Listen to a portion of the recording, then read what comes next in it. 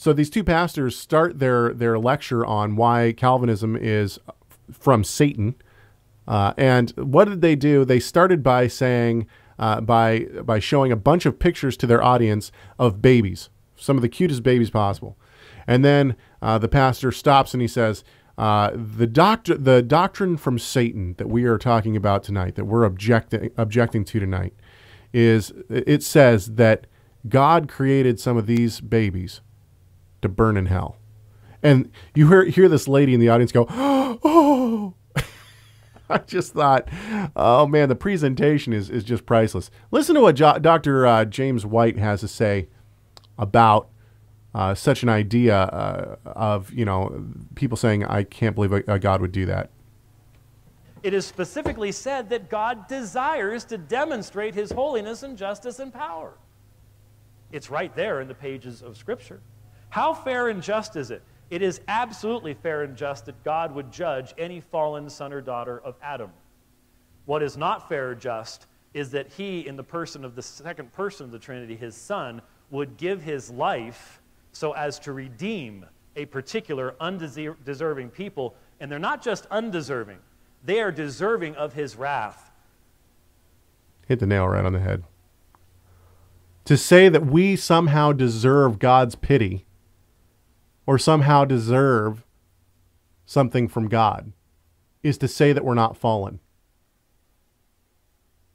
It's to say that we somehow have righteousness in us naturally. And not only righteousness, but to enter the presence of the Most High God fully, that we are fully righteous. Right, exactly. The point is, here's another way to look at it. The miracle is that there's life. The miracle, the thing that blows me away is that God continues to sustain the world in spite of our sin. I mean, why does he continue? Why does he let man live? Why do we continue? Why does the world continue where people live? We're not entitled to anything. He doesn't owe anybody anything because the very life we have, even for the unbeliever who's living a life, is based on his grace. That's right. If it's him withholding judgment is why the world continues.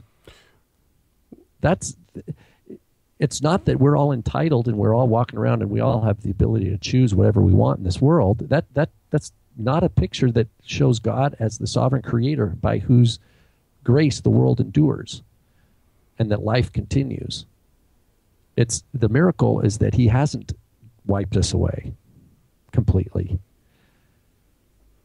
The other thing I would like to say, when we're talking about children, I know this is a very touchy subject, especially for people who have lost children. My wife and I have lost a child that had not come to a full-term pregnancy. I know that people lose children at a very young age, and it's extremely devastating. I can't imagine. God, the Scripture tells us that what was it, John the Baptist? Who was it that God knew in the womb?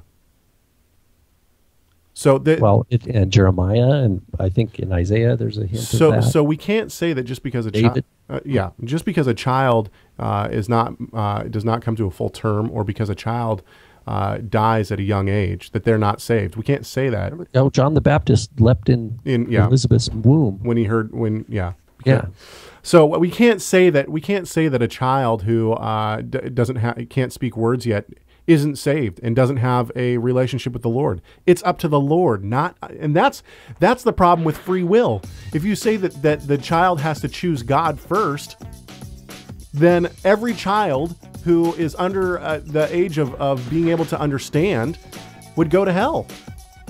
At least with free will, at least with the 5 points of Calvinism, with the sovereignty of God, he's sovereign to choose his elect.